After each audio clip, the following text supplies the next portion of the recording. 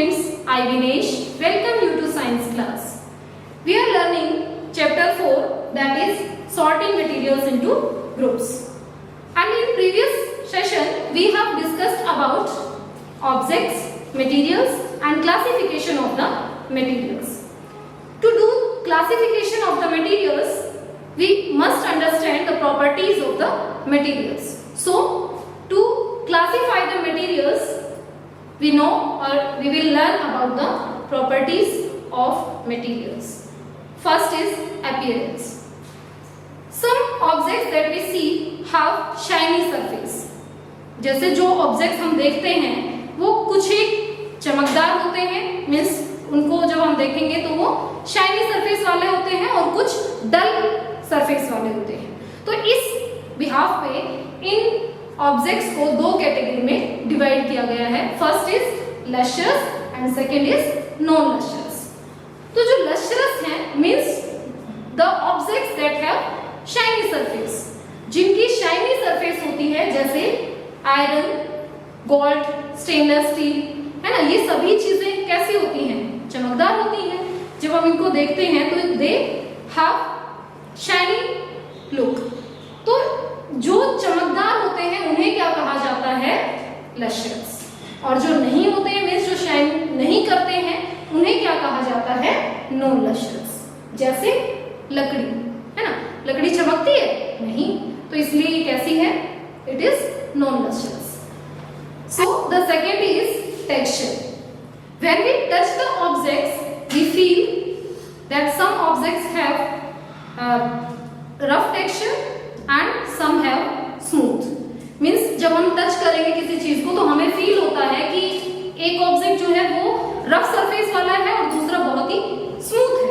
तो इस तरीके से इस बिहाफ पे इन ऑब्जेक्ट्स को दो कैटेगरी में डिवाइड किया गया है.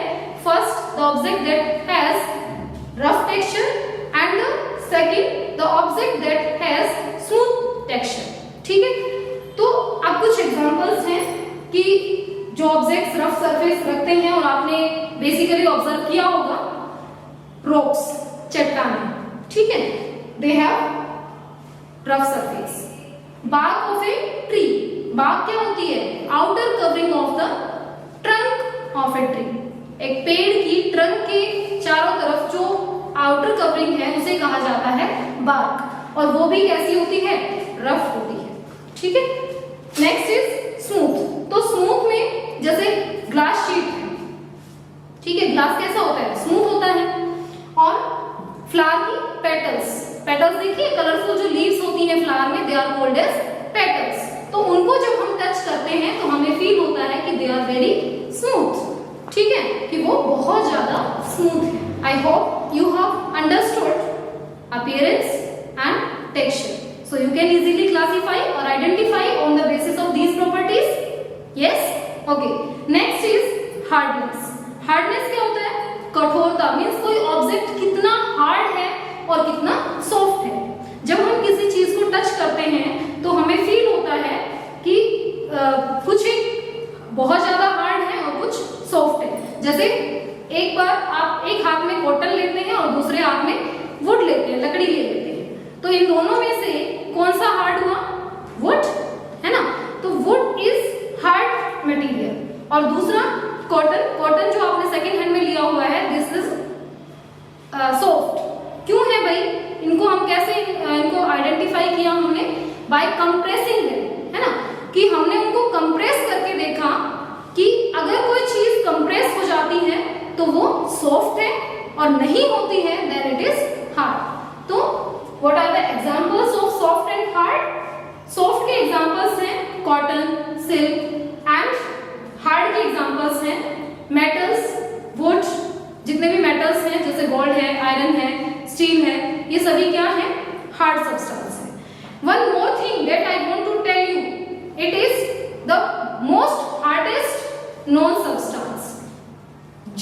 एक ऐसा सब्सटेंस जिसे सबसे ज्यादा हार्ड माना जाता है, it is, can you tell me? It is diamond. Yes, ये क्या है? डायमंड है. और इसीलिए क्योंकि ये बहुत ज्यादा हार्ड है, इसलिए इसको यूज किया जाता है as a tool to cut the objects, rocks और डिफरेंट मेटल्स। ठीक है, जो हार्ड सब्सटेंसेस होते हैं उनको कट करने के लिए इसे यूज किया जाता है। तो याद रखिएगा कि सबसे ज्यादा हार्ड सब्सटेंस कौन सा है? It is diamond. Okay, is it clear? Let's revise. First, appearance. Appearance क्या होता है कि देखने में कोई चीज कैसी दिखाई दे रही है। इट कैन बी लश्रस और नॉन लश्रस। ठीक है, कोई ऑब्जेक्ट या तो लश्रस हो सकता है, मीन्स चमक वाला हो सकता है, चमकदार सरफेस वाला, या फिर नॉन लश्रस हो सकता है। क्लियर? Second, texture. टेक्सचर के बिहाफ पे दो कैटेगरीज में डिवाइड किया गया है, रफ और smooth. Means the object can be having rough surface और smooth surface. Third is hardness. Hardness क्या होता है कि किसी ऑब्जेक्ट को अगर हम कंप्रेस कर सकते हैं तो इट इज सॉफ्ट सब्सटेंस, और if it can not be compressed then it is hard substance. Clear? I hope you have understood all these three properties in this session that we have discussed. So the next property is soluble or insoluble. We will identify whether the given substance is soluble or insoluble. Means क्या होता है कि कोई substance पानी में घुल सकता है या नहीं। अब जरूरी नहीं है कि जितने भी substance हम देखते हैं अपने चारों तरफ वो सभी पानी में डिसॉल्व हो जाए। कुछ एक वाटर में डिसॉल्व हो जाते हैं, कुछ नहीं होते हैं। तो इस बिहाफ पे भी जो सब्सटेंसेस हैं उनको दो कैटेगरी में डिवाइड किया गया है, सोल्यूबल और insoluble. The substance that dissolve in water, जो पानी में घुल जाता है, solid substance is called as soluble, और the solid substance that can not dissolve in water is called as insoluble substance. तो ये था solubility of solids. Next is solubility of liquids. अब लिक्विड्स को हम क्या कहेंगे? अगर कोई लिक्विड पानी में डिसॉल्व हो जाता है then the liquid is called as miscible liquid. ठीक है, लिक्विड्स जैसे कि ऑयल है, oils can not dissolve in water, पानी में नहीं घुलते हैं। जब हम ऑयल को पानी में डिसॉल्व करके देखते हैं तो क्या होगा? After stirring when we will left it for some time, कुछ समय के लिए छोड़ देंगे तो क्या होगा कि उसकी ऑयल की जो लेयर है पानी के ऊपर फ्लोट करना शुरू कर देती है। तो इस तरीके से वो oil is insoluble. So here the oil is called as immiscible liquid, and the liquid that can dissolve in water like lemon juice और glycerine can dissolve in water, पानी में घुल जाते हैं, तो उन्हें हम क्या कहेंगे? Miscible liquids. ठीक है, next is solubility of gases. अब जरूरी नहीं है कि सारी ही गैसेस वाटर में डिसॉल्व हो जाएं, but some gases like oxygen, oxygen easily dissolve in water. जो एक्वेटिक एनिमल्स हैं they take this oxygen for survival. ठीक है, जो एक्वेटिक एनिमल्स हैं, animals like plants and animals, और जितने भी एक्वेटिक ऑर्गेनिजम्स हैं वो सभी ऑक्सीजन लेते हैं जीवित रहने के लिए, इसलिए ऑक्सीजन कैसी गैस है? सोल्यूबल गैस है।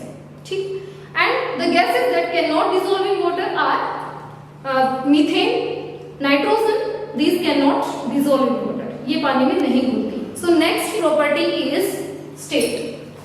Objects that we see in our surrounding are found in 3 states: solid, liquid and gas. So we will understand these 3 states by the help of an example of water.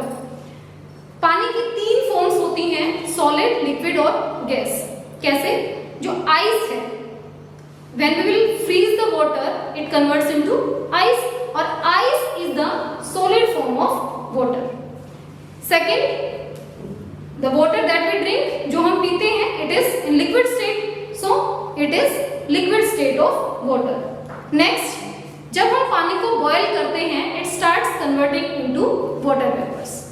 Boil करते समय जैसे ही वो boiling start होता है वो convert होना शुरू हो जाता है वाटर वेपर्स के अंदर। तो water vapour is the gaseous state of water. Clear? Next is floating and sinking. Floating और सिंकिंग मीन्स फ्लोट होता है तैरना, सिंक नीचे बैठ जाना, सेटल डाउन होना। जब पानी डालते हैं, जैसे सपोज कि एक कॉइन है और दूसरा लीफ है, दोनों को एक साथ जब आप पानी में डालेंगे तो इनमें से coin will settle down at the bottom of the container that we have taken. कोई भी जो हम लिया है उसके अंदर वो नीचे बैठ जाएगा, और जो लीफ है it will float on water, वो ऊपर तैरती रहेगी। ऐसा क्यों हुआ?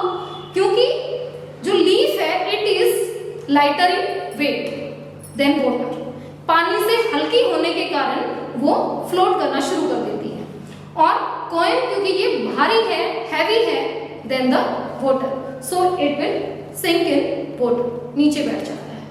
Next property is transparency. Transparency क्या होता है कि किसी ऑब्जेक्ट के आर पार दिखाई देना, ये क्या कहलाती है? ट्रांसपेरेंसी। अब सभी ऑब्जेक्ट्स के पास ये प्रॉपर्टी नहीं होती है। Some objects through some objects we can see clearly और through some we can not, हम नहीं देख सकते। तो जिनके आर पार हम इजीली देख सकते हैं उन्हें कहा जाता है ट्रांसपेरेंट ऑब्जेक्ट्स। ठीक है, जैसे ग्लास, एयर, वाटर, ये सभी क्या हैं? They are the transparent objects. And opaque, opaque क्या हुआ? The substance through which we can not see, जिसके अंदर से हम बिल्कुल भी नहीं देख सकते हैं। जैसे एक बुक है, सपोज जब आप एक बुक को अपने फेस के सामने करते हैं तो आपको उसके बैक साइड की चीजें दिखाई नहीं देंगी।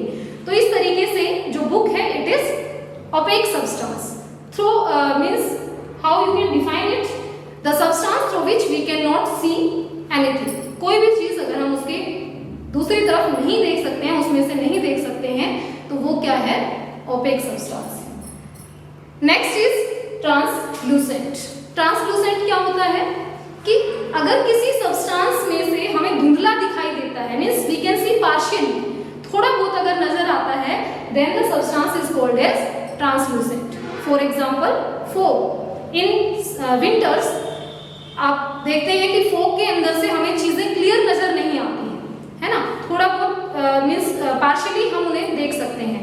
तो fog is the translucent substance.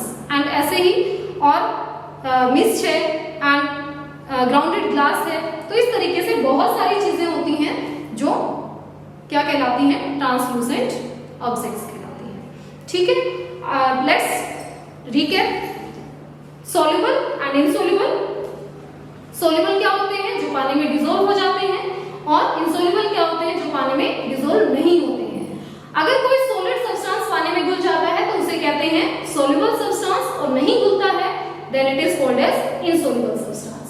और अगर कोई लिक्विड है जो पानी में डिसॉल्व नहीं हो रहा है तो उसे हम कहेंगे इममिसिबल, और अगर पानी में डिसॉल्व हो जाता है then it is called as miscible. ऐसे ही गैसेस, कुछ गैसेस पानी में डिसॉल्व हो जाती हैं और कुछ गैसेस नहीं होती हैं। नाउ स्टेट्स, बेसिकली जो सब्सटेंसेस हैं वो 3 स्टेट्स में पाए जाते हैं, सॉलिड्स, लिक्विड्स और गैस।